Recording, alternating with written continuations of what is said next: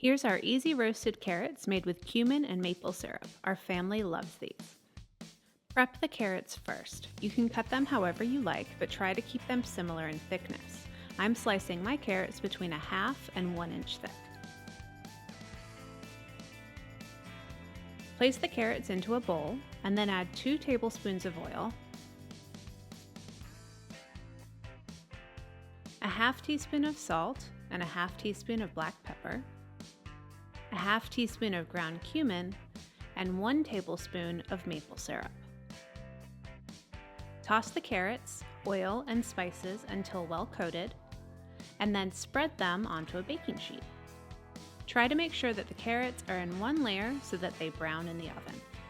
Now roast until tender and caramelized. This takes around 30 minutes in a 400-degree F oven, and it is a good idea to stir them once or twice during cooking. And that's it. Perfectly roasted carrots with a hint of maple and cumin. We just love them.